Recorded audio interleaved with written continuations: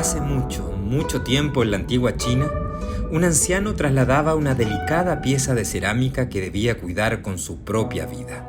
Sin embargo, en su recorrido el anciano tropezó y la pieza cayó al suelo. El golpe la quebró en 7 partes. Cada una de ellas formaba una perfecta figura geométrica. El anciano, desesperado, intentó reparar la pieza, pero de pronto descubrió que con los fragmentos podía componer una infinidad de formas nuevas. Así nació el juego del Tangram, la tabla de la sabiduría. Hoy, en Uchile TV proponemos un espacio donde se reúnan muchas voces distintas para imaginar en conjunto formas nuevas de vivir en sociedad y soñar con el Chile del futuro.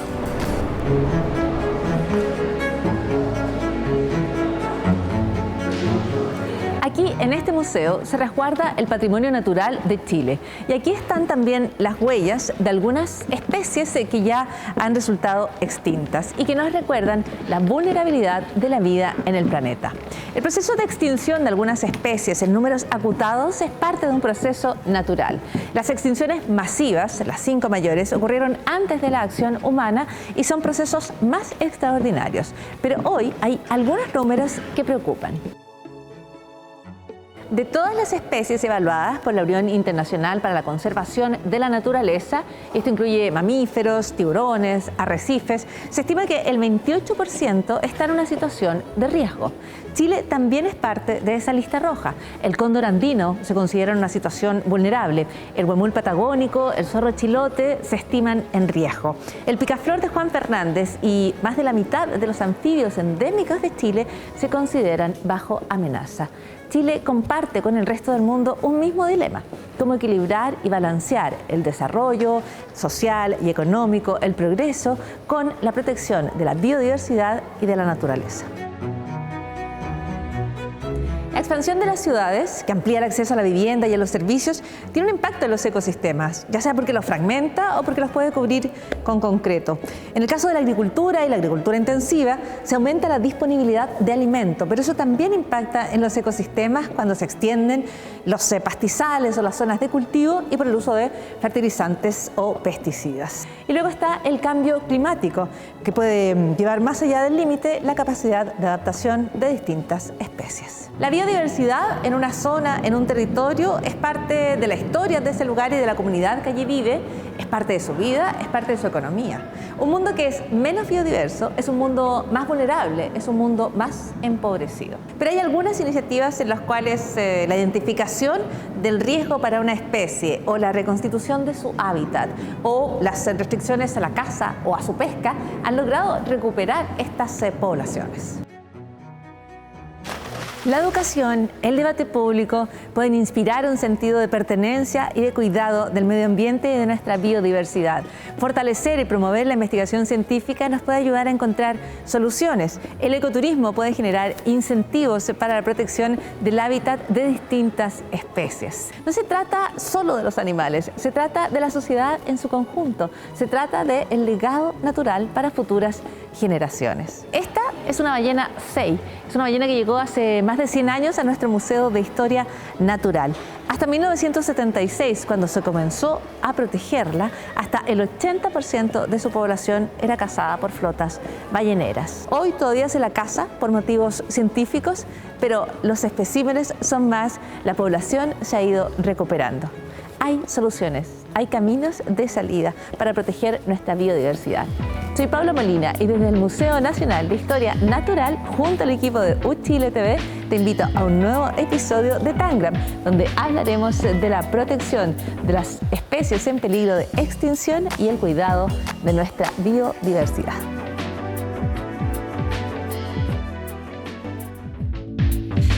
Y con eso comenzamos esta nueva edición de nuestro programa Tangram, un Tangram que está dedicado en todos sus episodios a responder las preguntas que ustedes nos han planteado desde las calles, desde distintos parques de la ciudad respecto a los temas vinculados al cambio climático, temas ambientales. Y en este episodio concreto vamos a estar hablando de la protección de la biodiversidad y de aquellas especies que están en riesgo o en peligro de extinción. Especies en general, pero también aquellas que son endémicas. Soy Paula Marina, les doy la bienvenida y les presento de inmediato a las voces expertas que nos van a estar acompañando para responder a sus preguntas. Le damos la bienvenida al ingeniero agrónomo Benito González, que es doctor en ciencias, que es académico de la Universidad de Chile y es parte de la Unión Internacional para la Conservación de la Naturaleza, que está a cargo de elaborar esta lista roja. Es un listado referencial sobre la vulnerabilidad de la biodiversidad en el planeta. ¿Cómo estás, Benito? Bienvenido. Muchas gracias por la invitación. Muchísimas gracias por estar aquí. Y también a Cristóbal Briceño, que es médico veterinario, es académico de la Facultad de Ciencias Veterinarias y Pecuarias de la Universidad de Chile. Es doctor en conservación de la Universidad de Cambridge y aborda, entre otros aspectos, la conservación de la fauna silvestre y los impactos de animales domésticos, exóticos e invasores. ¿Cómo estás, Cristóbal Briceño? Muy bien, muchas gracias, Paula, por la invitación también. Ustedes han trabajado juntos, están en un mismo mundo y con preocupaciones similares, ¿no? Nos conocemos, claro, de varios años también trabajando en la facultad. Varios años de trabajo, y son años en los cuales tengo la impresión de que hay una mayor preocupación por la biodiversidad. Tenemos recién un tratado internacional, por ejemplo, tenemos la divulgación cada vez más constante y más visible de la lista de especies en esta lista roja. ¿Han visto cómo se moviliza esa conversación? Sí, mira, en realidad este último tiempo había un gran interés por parte de no solo los estudiantes, en el ámbito que nosotros trabajamos, sino que también de la sociedad en general por estos temas, y no solamente por especies, sino también por ecosistemas. O sea, han visto aquello y nosotros también. De hecho, tenemos las preguntas que las personas tienen para ustedes y que ustedes nos van a ayudar a responder aquí en este Tangram. Y vamos a comenzar con Priscila. Excelente. Trabajo en números, me gustan los números, también bailo. Me gustaría saber qué tipo de animales se están extinguiendo ahora mismo. Es una pregunta general, pero yo creo que nos permite abrir la conversación. Priscila quiere saber qué especies se están extinguiendo ahora. Quizás no tenemos que ir al detalle, pero podemos hacer algún tipo de clasificación, de gran descripción. Sí, mira, igual es interesante la pregunta porque eso nos lleva como al meollo de toda esta situación que estamos viviendo como sociedad y nuestra relación con el entorno. Existen algunos criterios que un poco determinan qué especies son más vulnerables a extinguirse, ¿ya? Tiene que ver principalmente con probablemente el tamaño, ¿ya? La posibilidad de desplazarse, también el ambiente, qué tan afectado esté, ¿ya? Pero también hay otra cosa que también es importante saber, que no todas las especies se han descubierto, entonces constantemente se están extinguiendo especies y que nosotros no tenemos idea de que eso está pasando, ¿ya? Entonces, claro, ante eso, la Unión Internacional para la Conservación de la Naturaleza ha desarrollado todo un protocolo para tratar de determinar qué especies están más vulnerables a la extinción. Y claro, eso depende de esta información que genera los investigadores respecto de qué grupos están más vulnerables. Pero lamentablemente ahí tenemos nuevamente una aproximación que se denomina especiesista. O sea, tenemos ciertas especies que nosotros le dedicamos más atención y hay otras que le dedicamos menos. Entonces, perfecto, hay mucho más antecedentes en mamíferos, en anfibios, en reptiles, en peces, que son el grupo que más ha sido estudiado a nivel mundial, no así los más pequeños. Ya, o sea, tú no puedes saber qué ocurre con aquello que no tienes identificado. O sea, es como literalmente si muere un árbol en el bosque y nadie se entera. Exactamente. Y probablemente eso esté pasando. Pero en términos generales, yo creo que hay dos criterios que son muy importantes, que es la distribución, dónde se encuentra esta especie, cómo se encuentra distribuida en el planeta, y la abundancia, o sea, cuántos individuos tiene. Por eso Benito comentaba, ¿no es cierto? Depende, por ejemplo, hay especies que son más grandes y necesitan más espacio, y esas especies muchas veces pueden entrar en conflicto con el ser humano por esta competencia de espacio. Una de las amenazas más importantes para la biodiversidad es la pérdida de hábitat, y cuando hay especies que requieren un hábitat muy grande, entran en conflicto con otra especie que ha sido muy exitosa, que somos nosotros como la especie humana.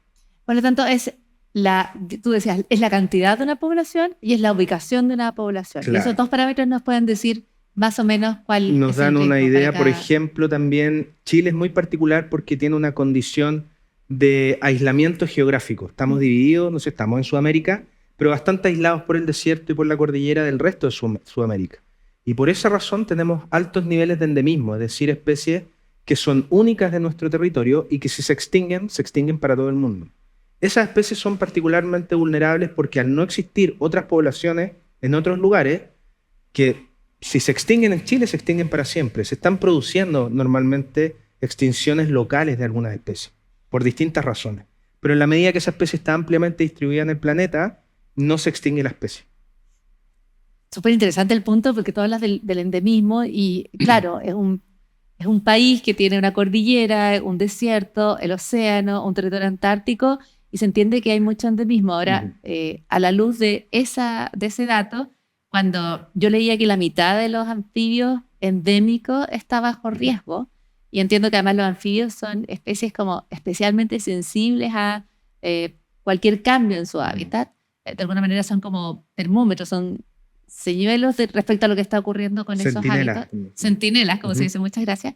Eso nos habla de una situación muy preocupante, por ejemplo, para esa especie, ¿no? para esos anfibios. Sí, ese grupo en general es particularmente de interés porque tiene requerimientos ambientales muy, muy específicos, o sea, dependen de la humedad para vivir, para reproducirse, entonces además tiene posibilidad de desplazamiento muy bajo, ¿ya? Porque viven en un charco, en un curso de agua o cercano a ellos, entonces la posibilidad de que ellos como individuos se desplacen más lejos, sumamente bajo, o que su descendencia también se traslade hacia otros lugares también es bajo, o sea, porque es su condición de vida, su historia natural determina que sea así, y por lo tanto esos niveles de endemismo en los anfibios aumenta, ¿ya? Entonces eso además lo hace más vulnerable a factores externos que pueden afectar esa población hacia la viable a largo plazo. Estos juegan de local. Sí, y eso nos hace más vulnerables. Ya vamos a ir a otra pregunta, pero quería mostrar una imagen de la ranita de Darwin, que es precisamente cuando Benita decía, somos de alguna manera más sensibles, estamos más familiarizados con algunas especies que otras. Y ya que hablamos de anfibios, la ranita de Darwin es como una de esos nombres que tenemos muy claro que están bajo riesgo en Chile, ¿no es cierto? ¿Cuál es la historia de la ranita? La podemos mostrar en cualquier momento. ¿Y en qué estado está? Bueno, la ranita de Darwin es una especie que habita los bosques valdivianos del sur de Chile, está en una categoría dentro de las que se denominan de riesgo, ¿ya? Es muy interesante porque tiene un sistema reproductivo en el cual las crías se desarrollan dentro del animal. El macho traga los huevos, los deposita en unos compartimentos que tiene adentro y ahí se desarrollan los renacuajos, ¿ya? Entonces es bien particular y eso no solamente a nivel nacional llama la atención, sino que también a nivel internacional. Y también es importante que no solamente está esta ranita de Darwin, que es la que vemos en la fotografía, en las imágenes, pero también hubo otra ranita que habitaba más en la zona central y que esa está considerada extinta. O sea, fue tan el nivel de modificación del entorno que esta ranita ya desapareció. Incluso también es muy escasa dentro de las colecciones biológicas, así como las de museos, donde existen especímenes de esta ranita. ¿Y cómo se llama esa? ¿Esa Rhinoderma rufum? La Rhinoderma rufum. ¿Ya? Claro, una prima de la ranita Darwin, del mismo género Rhinoderma, por esa nariz puntiaguda que tiene, pero esta es la que estaba más al norte, rufum, porque era un poco más roja. Y esa se extinguió, y precisamente por esos desafíos ambientales, la escasez hídrica, competencia, por ejemplo, con la agricultura. Y otro punto importante de los anfibios es que también tienen piel permeable, entonces son muy sensibles a la contaminación también. Entonces, frente a pequeños cambios por ejemplo, de los acuíferos, pueden producirse grandes mortalidades. Es bien impresionante el dato que entregan respecto a que no existe ni siquiera en las colecciones de museo. O sea, hay no muy va dejando pocas, son muy escasas. ninguna huella.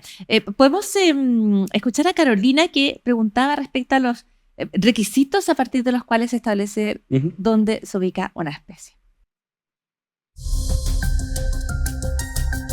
Soy mamá, trabajo independiente. Me gustaría saber qué características se necesitan para que se considere una especie en peligro de extinción. Ya, bueno, dentro de lo que pregunta, la UICN ha desarrollado varios criterios, ¿ya?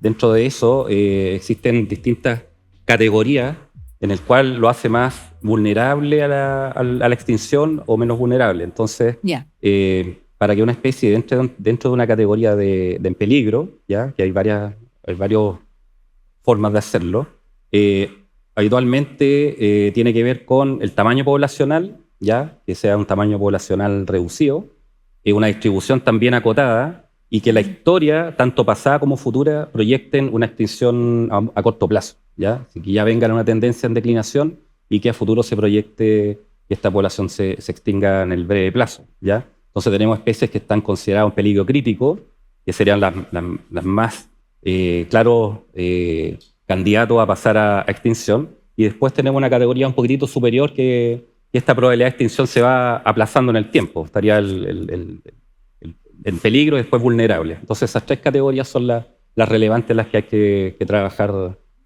actualmente. Ahora, no siempre se sabe el tamaño poblacional de una población, se sabe si la distribución, entonces ahí empiezan a jugar varios criterios que se han desarrollado a nivel internacional y que también Chile los aplica en su fauna. Sí, ahora imagino que de todas maneras este proceso cuenta con recursos acotados, o sea, tú necesitas hacer investigación, necesitas identificar a la especie y luego necesitas saber dónde está y luego necesitas saber cuáles son sus amenazas.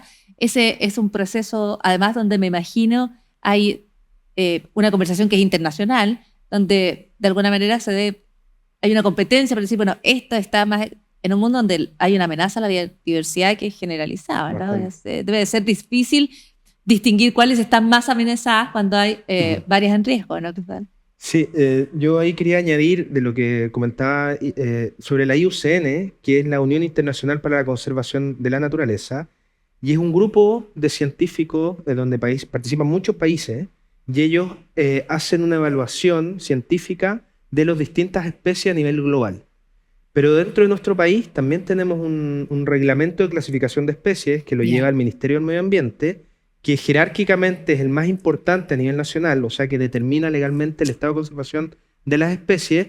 Y por ejemplo, ese reglamento tiene la particularidad que todos los años se somete a consulta ciudadana. Entonces el Ministerio del Medio Ambiente abre una ventana para que los ciudadanos puedan manifestar alguna preocupación respecto a una especie. Por ejemplo, estamos hablando de los anfibios, ¿no es cierto? La ranita del Loa que estuvo hace poco, ¿no es cierto? Se leyó bastante en las noticias, que su hábitat para la especie donde se encontró era muy, muy pequeño, era como el porte del estudio.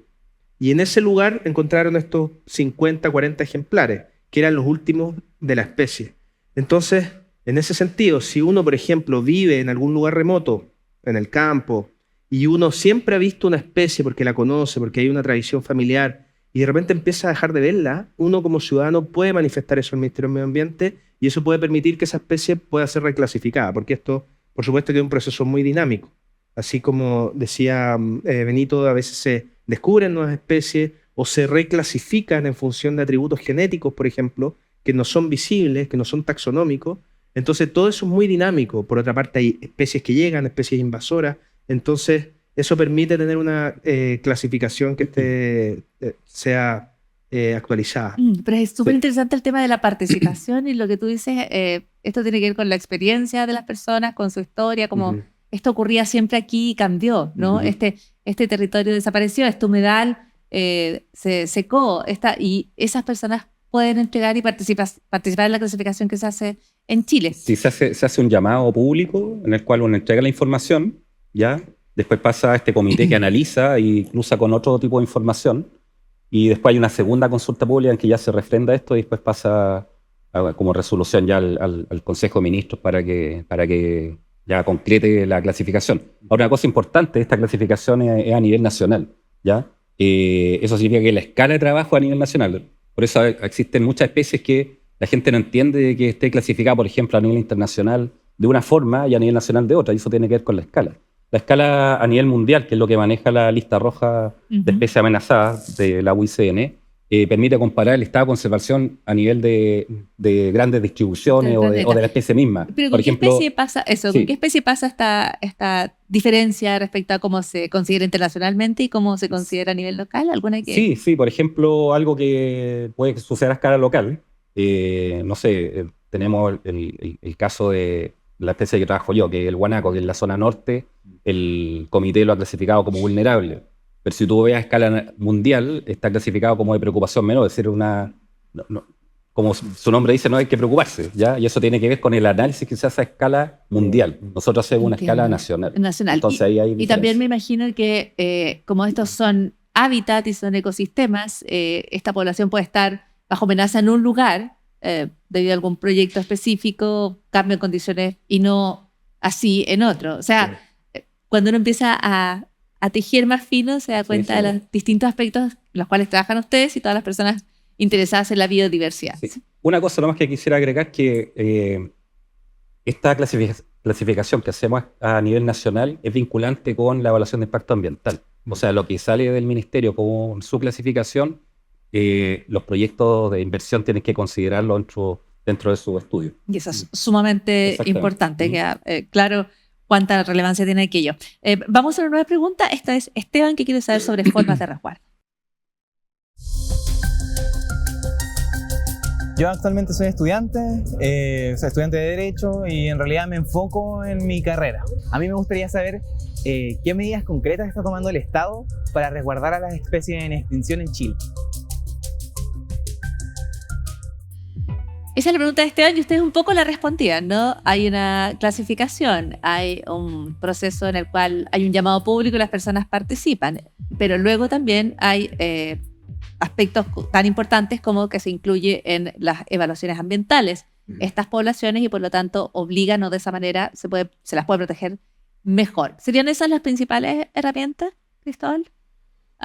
Yo creo que eso tiene que ver con las amenazas en general. Se describen que para las especies en términos globales, para la biodiversidad, ¿no es cierto?, que es la diversidad biológica global, hay 4 fuerzas de cambio generadas por el ser humano que son las más importantes. Y hablamos de la destrucción de hábitat, ¿no es cierto?, cuando se cambia un espacio prístino, a lo mejor como el bosque valdiviano que veíamos, por lo que mencionabas tú de la ciudad o el concreto, ¿no es cierto?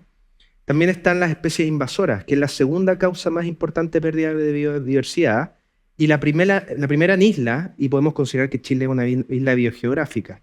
La contaminación y el cambio climático también ha adquirido mucha fuerza como un promotor, ¿no es cierto?, o una amenaza a la biodiversidad. Entonces, yo creo que desde el punto de vista normativo hay como distintas escalas, ¿no es cierto? Están las escalas más locales, como puede ser, no sé, la protección local de alguna especie, que puede ir desde lo más territorial hasta lo nacional, que es lo que hemos estado, ¿no es cierto?, conversando en cuanto a la protección y el estado de conservación a nivel nacional, ¿no es cierto? Y las medidas que pueden permitir que esas especies no estén amenazadas, por ejemplo, frente a los desarrollos urbanos, etc. Pero además Chile también suscribe convenios internacionales que son muy importantes a una escala más global, como las convenciones. Por ejemplo, hay una convención de especies migratorias que Chile suscribe. Entonces tenemos especies como las aves que pasan parte de su ciclo de vida en Chile, como hay un caso muy impresionante, que es el zarapito de pico recto, que durante su invierno o su época no reproductiva llega hasta Tierra del Fuego y va a reproducirse a Alaska. Entonces esa especie migra, ¿no es cierto?, todos los años, 2 veces, una para ir a Alaska, otra para volver a Chile, en una migración que es enorme. Y cada uno de los humedales, por ejemplo, que le van otorgando la posibilidad de que vaya alimentándose y vaya haciendo su viaje, son muy importantes para esa especie. Entonces Chile suscribe este tratado, esta convención de especies migratorias para todas las especies, que su distribución no solamente de nuestro país. Tenemos otros tratados también internacionales como, por ejemplo, CITES, que es la Convención Internacional para el Comercio de Especies Animales y de Flora, que regula todo lo que puede ser el comercio de un chaleco, por ejemplo, alpaca, y que esa alpaca venga, ¿no es cierto?, no haya sido cazada en forma ilícita, y todo eso va resguardando también las especies, la biodiversidad. De hecho, por ejemplo, en CITES, Chile pidió al resto del mundo que cuando encuentren una rana chilena, que es una especie muy amenazada, que ha tenido un retroceso también histórico muy importante, cuando encuentren una rana chilena en otro lugar del mundo, ellos tienen que dar aviso y tienen que armarse toda una contención también internacional para poder ver de dónde vienen, cuál ha sido cómo pueden haber llegado a ese lugar. Entonces, a distintas escalas tenemos distintas herramientas y muchos pasos también que han sido bastante recientes. Por ejemplo, la nueva ley de servicio de biodiversidad y áreas protegidas, la ley, por ejemplo, REP, que yo creo que es muy importante relacionada con la contaminación, que es la responsabilidad extendida al productor también, la ley marco de cambio climático, que también ha estado, ¿no es cierto?, en O sea, tenemos como capas de legislación. Exacto. Sí. Tenemos legislaciones internacionales que hacen mucho sentido porque si bien nosotros hablamos de especies endémicas o tú hablas de una isla geográfica para Chile, las especies se mueven, migran, no conocen nuestras fronteras. Exacto. Y especialmente en el caso de las aves, por ejemplo, que tú mencionas, esto, si quieres proteger, tienes que hacerte cargo de esa larga cadena entre Tierra del Fuego y Alaska, que es extensísima. Yo quería preguntar por aves, en el caso del cóndor o en el caso del famoso rayadito, ¿no? O el picaflor de Juan Fernández, picaflor de Arica. Hay varias especies que están en distintos niveles de riesgo y amenaza. Ya les quiero preguntar por eso, pero nos vamos a ir a una primera pausa en este Tangram y seguimos respondiendo sus preguntas en este programa hoy dedicado a la biodiversidad y las especies en riesgo o amenaza de extinción. Ya continuamos.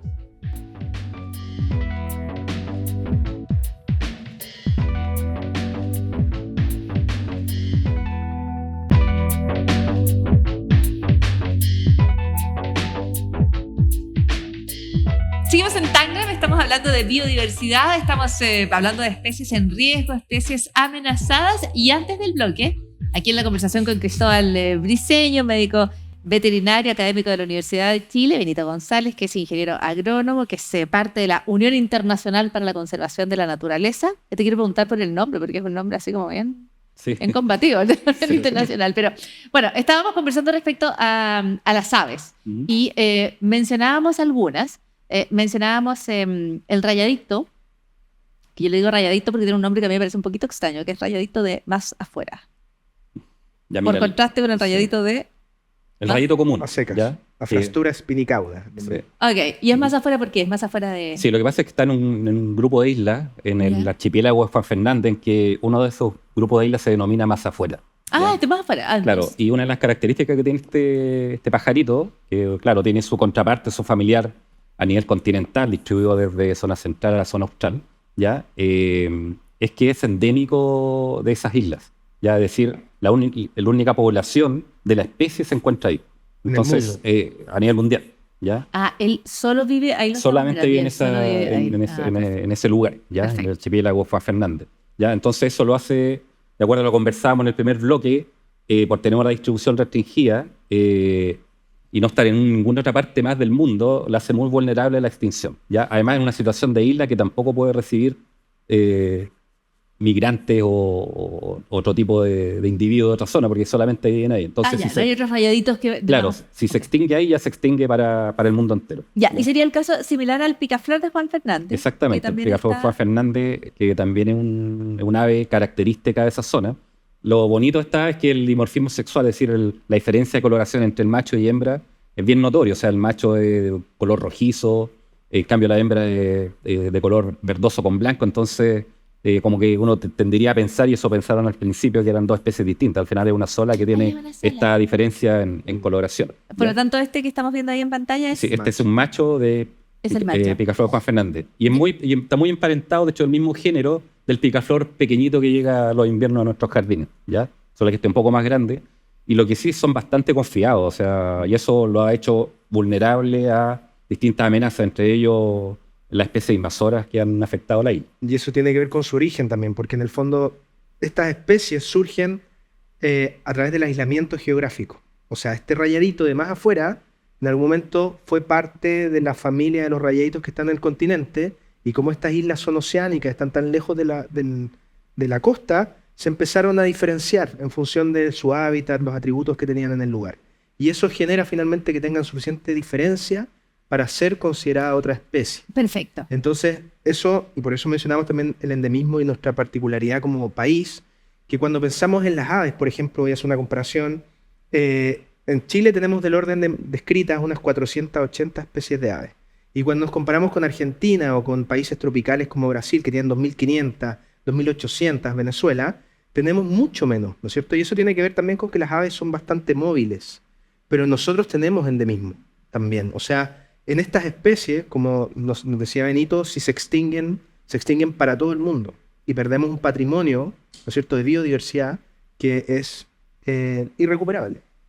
¿Y qué les amenaza en Juan Fernández si es un lugar de Pues, menor claro. presencia humana, ¿no? Sí, Benito. Yo creo que el mejor aquí para responder es Cristóbal. Claro, porque uno Trabaja en podría eso. pensar que ese es un Claro, lo que pasa es hábitat que cambia poco, hay ¿no? un efecto también en las islas. Como las islas se aíslan del continente, tienen en general menos especies que los continentes, ya que es donde estamos todos conectados. En Chile, entre el norte y el sur, puede haber migración, hay un disturbio, un volcán, por ejemplo, erupciona y las especies se mueven, se desplazan. Eso en las islas no puede suceder. Y las islas se van colonizando desde el continente lentamente. Entonces muchas islas, por ejemplo, no tienen depredadores y eso hace que los animales que viven en ellas sean muy, muy confiados. Entonces así son mucho más fácil depredados. Por ejemplo, una amenaza muy importante para estas aves tiene que ver no solamente con animales carnívoros introducidos, como en Juan Fernández fue ¿cómo se llama? El nasúa, el que le llaman el osito en Juan Fernández, pero que es un animal introducido y que depreda a los gatos, por ejemplo, los gatos domésticos que ha llevado la gente también pueden ser depredadores de estas especies. Pero no solo ellos, por ejemplo, los conejos, que también fueron llevados a Juan Fernández, que originariamente son de la península ibérica en Europa y que fueron ampliamente distribuidos como una proteína que podían usar los colonos. Esos conejos son altamente erosivos, es decir, ellos comen vegetación, empiezan de lo más sabroso a lo menos sabroso, terminan mordiendo lo que encuentran, y ellos, por ejemplo, afectan los arbustos que necesitan estas aves para poder reproducirse.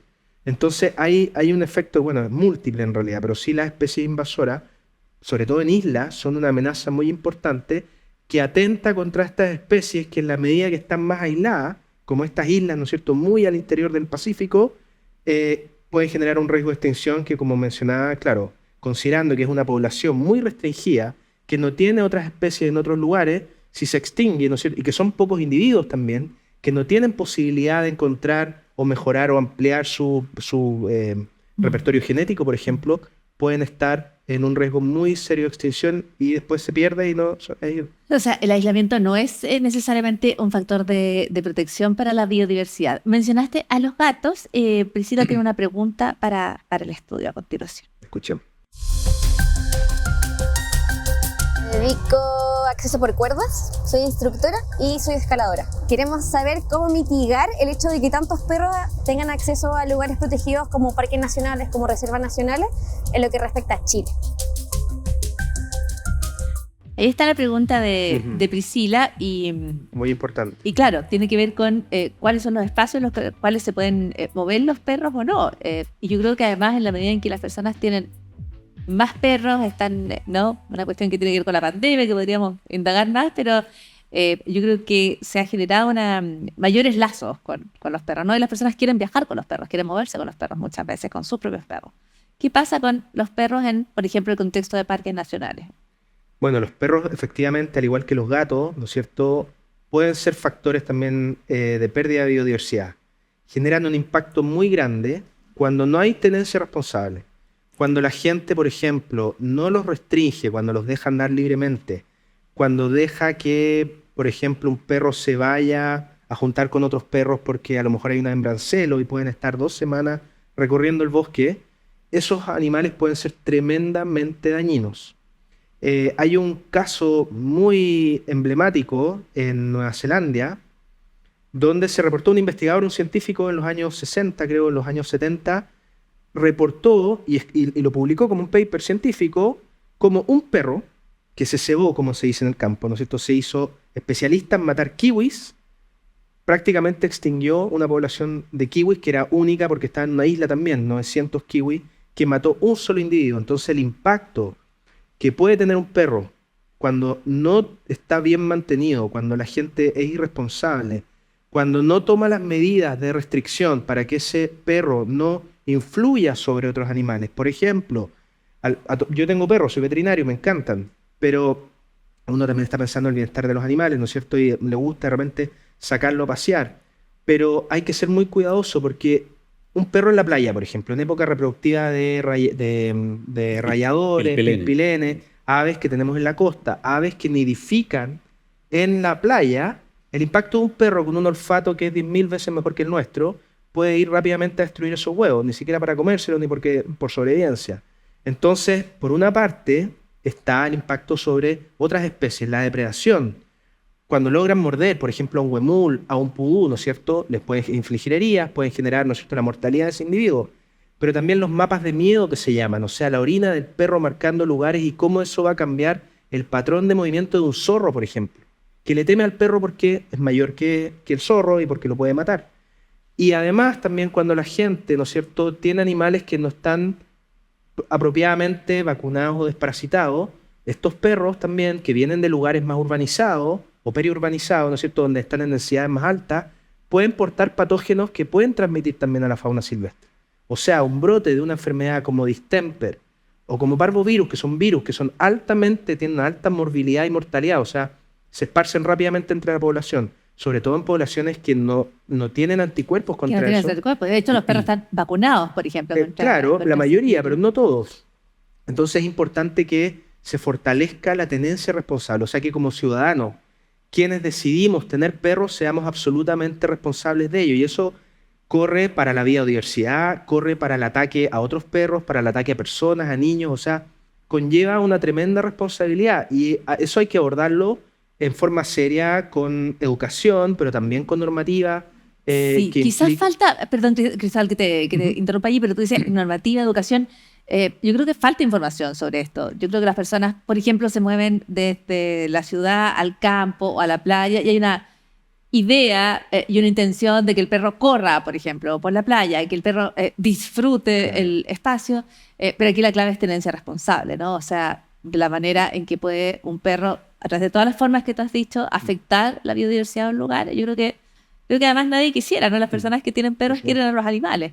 Entonces quizás falta más educación en términos de que ese perro suelto en la playa, además de que no se puede y eventualmente es un riesgo para las otras personas, también es un riesgo, por ejemplo, para las especies que están anidando en esos matorrales que uno los ve y no los identifica necesariamente como un hábitat, ¿no es cierto? No solo ve un matorral, y allí Claro. hay vida, hay nidos, hay un proceso que está en desarrollo. Benito, creo que quieres decir. Sí, hay que considerar que el perro es un depredador y así va a ser percibido por nuestra fauna, ¿ya? Entonces, no solamente, y puede ser un argumento a las personas, oye, mi perro anda dando vueltas y no comió nada, pero al final, al ser un depredador, genera un ambiente inseguro para las especies que están ahí.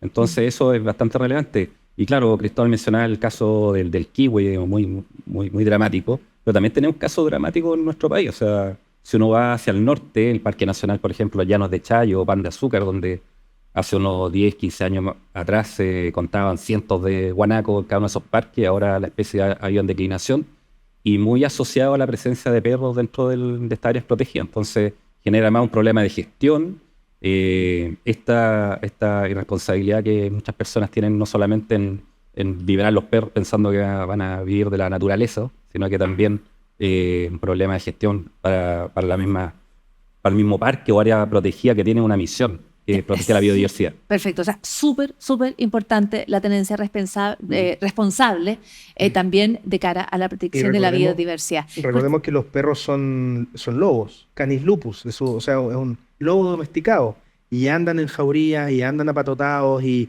hostigan fauna, chungungos, por ejemplo, nutrias de Claro. mar. Es que hay como distintas dinámicas de perros, ¿no? Porque yo creo que a lo mejor alguien está viendo el programa con el perrito al lado y no se imagina que es un lobo ni que anda en jauría. Pero en ambos casos, tanto cuando hay, por ejemplo, abandono de perros, que ellos eventualmente van a circular en jauría, pero también el perrito pequeño rescatado, el que yo tengo en mi casa, si parte a la playa, va a destruir los nidos de especies de aves que yo no quisiera. Me entregaron lo del zorro y quería mostrarles, es una gran oportunidad para mostrarles al zorrito de Darwin, que ustedes conocen bien, y quería preguntarles respecto al estado de conservación o amenaza del zorrito de Darwin, a las particularidades, porque es otra de las especies que las personas yo creo que conocen bien y que perciben como amenazada, ¿no es cierto?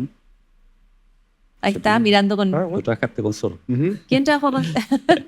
Mira, Bueno. yo sé, me imagino que ustedes se cuidan mucho de no humanizar animales, pero yo creo que su mirada es muy bonito, sí. es muy bonita. Pero bueno, tú trabajaste con esta Claro, con esta bueno, especie. el zorro de Darwin estaba considerado críticamente amenazado, principalmente porque, bueno, en los años 90 se encontró una población en el Parque Nacional Nahuel Buta, ¿ya?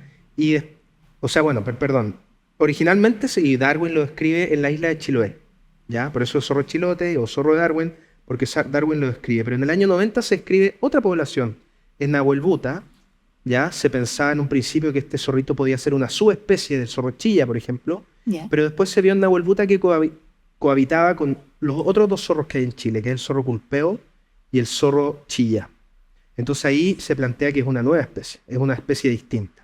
Y su condición de críticamente amenazado tenía que ver con que en Chiloé se estimaba que quedaban unos 500 individuos, unos poquitos en Nahuelbuta, unos 20, 30, y no había más poblaciones. ¿20 o 30? Eso es lo que se pensaba, 40 por ahí, porque estaban restringidos, y ahí también de nuevo la importancia de la área silvestre protegida, a este parque nacional que, ¿no es cierto?, resguardaba esta fauna un poco más en su estado más prístino original. Entonces, esa categoría de críticamente amenazados surgía porque son muy pocos y están muy aislados. O sea, existen solo en Chile, no existen en Argentina ni en ningún otro lugar del mundo. Entonces, por esa condición estaba considerado críticamente amenazado, pero hace poco, bueno, hace algunos años, se encontraron con cámaras trampa, cámaras que se ponen en terreno, que tienen un sensor infrarrojo, detectan movimiento y sacan fotos. Entonces, es muy buena forma de saber lo que hay en un lugar, sobre todo cuando los animales son nocturnos o no se muestran fácilmente. Sí, sirven para grandes videos de TikTok también. Hay que claro. Y se encontraron nuevas poblaciones de zorro de Darwin, que no se conocían, que estaban en el continente, que no estaban en el radar de los investigadores.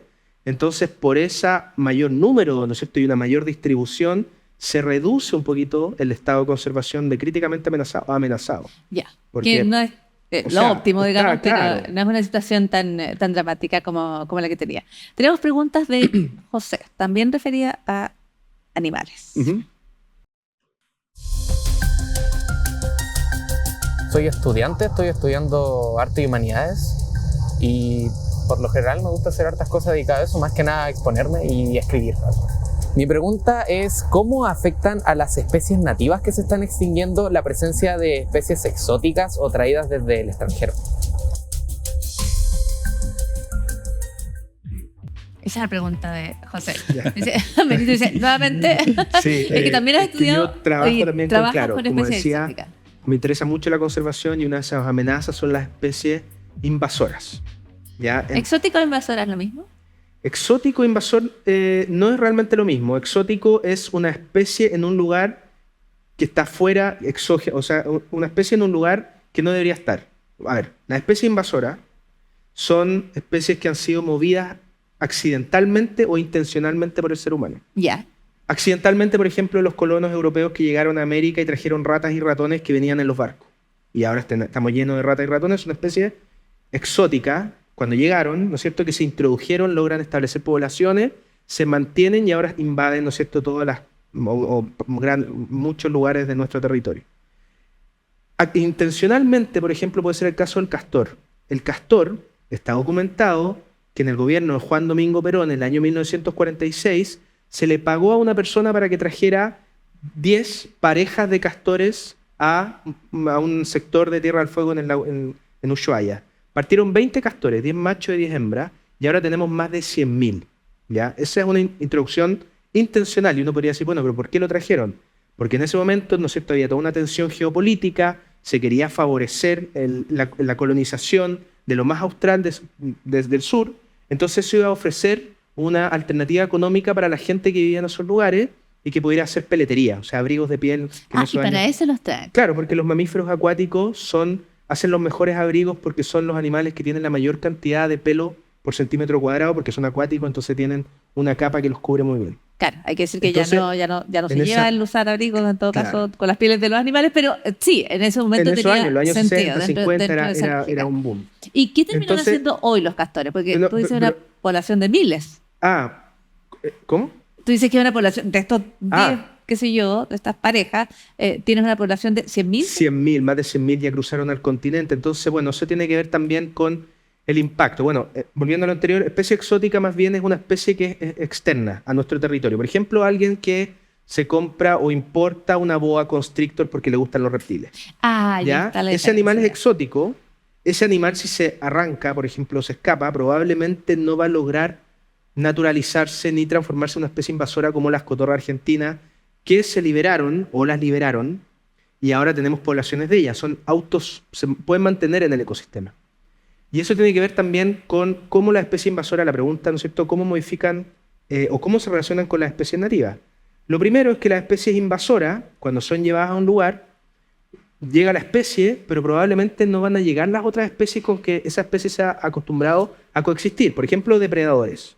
Entonces, volviendo a lo del castor, una de las causas que los castores hayan sido tan prósperos, ¿no es cierto?, y hayan podido reproducirse tanto, tiene que ver con que en Tierra del Fuego no tienen osos, no tienen lobos, no tienen coyotes, que son sus depredadores naturales.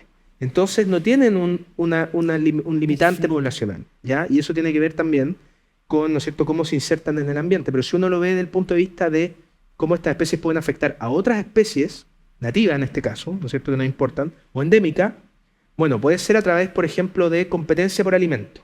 A lo mejor como el conejo. El conejo no va a ir a comerse otro animal, ¿no es cierto? Pero va a estar compitiendo y se reproducen muchísimo y son muchísimos. Entonces va a estar compitiendo por un recurso que puede competir, por ejemplo, con el guanaco. Que el guanaco también necesita pasto, ¿no es cierto? Pasto natural para poder vivir. Entonces ese es un efecto. Competencia por alimento, competencia por espacio, como puede ser la cotorra argentina, que al ser gregaria, al ser bulliciosa, al ser apatotada también, desplaza a otras aves que son más tímidas. Pero hay otros animales, como el bisón, que es una especie también introducida por la peletería, que es carnívoro, que es un animal absolutamente, o sea, muy versátil, es excelente nadador, es excelente trepador, se mete en las cuevas, o sea, y es altamente predatorio. O sea, ese animal es capaz, que es de este porte, es capaz de cazar un conejo, una liebre que es más grande. Hay unas imágenes impactantes de en Navarino, de un bisón que está llevando un congrio, que es el congrio de este porte, el bisón es de este porte, y lo está llevando, lo cazó de alguna forma, un pez. O sea, un todoterreno el bisón. Claro, y finalmente, también muy importante también, y desde la veterinaria, ¿no es cierto?, lo digo también, es los patógenos que tienen esos animales. Muchos de esos animales, y nosotros hemos descubierto algunos ejemplos, podemos conversarlo también, portan, o sea, es la introducción del animal, pero ese animal porta patógenos, bacterias, virus, parásitos, por ejemplo, que pueden generar también problemas de salud en las poblaciones nativas. En general son animales que son muy resistentes. Por ejemplo, el caso que estamos hablando antes, esta Rhinoderma rufum, que es la ranita de Darwin del Norte, que se extinguió. Hay estudios retrospectivos con las muestras de museo, las poquitas que encontraron, que creen que la causa de su extinción fue una enfermedad, que es la enfermedad que está afectando, se dice que una de las enfermedades más terribles en términos de conservación, que es un nombre difícil, es la quitridomicosis, porque es producida por un hongo que se llama Batrachochitrium dendrobatidis, que es un hongo que afecta a los anfibios. Y ese hongo en los años 90, en el año 2000, se esparció rápidamente por el mundo. Y bueno, ha estado generando un gran problema con los anfibios a nivel global. Y se cree que la causa de la extinción de esa ranita puede haber tenido que ver con este hongo. Y una especie invasora, que es la rana africana, que se importó en gran medida, que se usaba en el laboratorio para el diagnóstico de gestación en los años 70, se ha visto que esa rana es resistente a ese hongo. Entonces, el último, ¿no es cierto?, competencia por alimento, por espacio, depredación cuando matan otros animales, o crías, ¿no es cierto?, huevos, destruyen, y patógenos y enfermedades son tres efectos muy importantes que pueden producir especies exógenas en una primera instancia y invasoras cuando logran establecerse y ya no depender más del ser humano. O sea, cada especie son mundos y dinámicas que se afectan uno. Sí, exactamente. Yo solo ahí quisiera agregarle a lo que dijo Cristóbal, que claro, muchas de estas especies se insertan bastante bien en estos espacios nuevos, ¿ya? Generan estas poblaciones que se autosustentan en el tiempo, pero además empiezan a ser utilizadas por otras especies que son nativas. Por ejemplo, el caso del conejo, claro, tenemos todos los impactos de herbivoría, ¿ya?, que consumir los pastos, los arbustos, ¿ya? Pero sin embargo son a su vez depredados por nuestros carnívoros, ¿ya? De hecho, gran parte y probablemente la persistencia de puma que hay en zona central de Chile es gracias a la presencia de liebre y conejo, que son especies exóticas, ¿ya? También hay rapaces que deberían sobre estas especies nuevas. Hay otras que aparentemente no han generado ningún problema a su llegada. Tenemos el caso de la codorniz, que uno podría decir, mira, puede competir con una especie nativa que puede ser la perdiz, pero en realidad ocupan ambientes que son totalmente diferentes. Entonces tenemos esta dualidad en la presencia de esta especie invasoras. Y lo que queda claro es que no puedes entender una especie sin las demás, sino su interrelación con, Exactamente. con las demás. Y muchas de estas vienen a cubrir espacios que el mismo hombre ha dejado, eliminando otros grupos Claro, taxonómicos. a toda esta dinámica, digamos, entre especies se incorpora esta especie tan exitosa que somos las hay personas. otros ejemplos, por ejemplo, en Australia, que se ha estudiado también cómo hay sinergia o entre las especies invasoras también se pueden ir potenciando. Por ejemplo, si pensamos el mismo ganado, que es una especie invasora, las vacas, los cerdos, las ovejas, Claro, no son especies los chanchos, digamos, fueron salvajes. traídas de naturales. otros lugares, ¿no es cierto? Y muchas de ellas se ha visto, por ejemplo, cómo el pastoreo puede favorecer algunas especies también exóticas, pastos exóticos. Oye, una cosa interesante, no sé, de los grupos que se ha beneficiado, por ejemplo, con la presencia del castor, son las aves acuáticas. Como construyen estos grandes piscinas, las aves acuáticas son las más beneficiadas Claro, con la viven- presencia del castor. Sí. Pero yo Viven creo en que sea esta algo gran también cosa. que no puedo dejarlo pasar. Que hay una convención, o sea, hay consenso internacional que las especies invasoras siempre generan un daño, Ujú. ¿ya? Y que aunque aparentemente puedan parecer que tienen un beneficio, si uno empieza a investigar un poco más, va a encontrar que efectivamente son dañinas. Claro, no le va a dejar pasar ninguna al Claro, castor. hay un Cristóbal balance ahí Briceño. de los valores de la fauna. O sea, Cristóbal Briceño, Benito González, muchísimas gracias por haber estado en este episodio de Tangram, donde yo creo que hemos aprendido muchísimo, donde han respondido a las preguntas del público, de la audiencia, y nos dejan con un montón de reflexiones para la casa. Así que desde ya, invitados para un nuevo episodio. muchas gracias por la invitación. Muchas gracias también.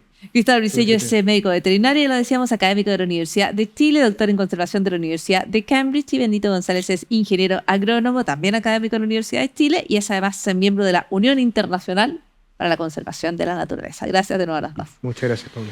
Nos vamos a una nueva pausa aquí en este Tangram en UChile TV y volvemos para el cierre del programa y algo más.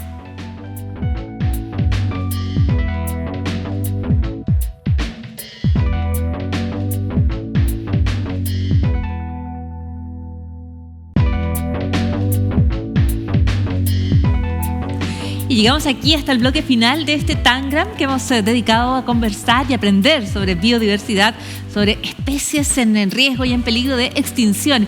Hemos comprendido un poco las complejas dinámicas que van asegurando la biodiversidad en el planeta. Hemos escuchado de Chile como una isla biogeográfica, como un espacio para una serie de especies endémicas y algunas de ellas, lamentablemente, en peligro de extinción o bajo riesgo. Hemos aprendido más respecto a cómo, por ejemplo, tener una tenencia responsable de animales domésticos como los perros, como los gatos, y tener conciencia respecto a cómo las distintas especies en su convivencia, en su competencia también, en el planeta tienen un lugar y deben relacionarse o se pueden relacionar entre ellas de distintas maneras. Agradecemos muchísimo cuando se acercan a los equipos de UChile TV y nos plantean sus preguntas, porque en este programa estamos para aprender en conjunto. Agradezco muchísimo su sintonía junto a todo el equipo de UChile TV y por supuesto les invito a volver a revisar los capítulos y los distintos episodios de Tangram en YouTube y siempre en UChile TV. Hasta la próxima.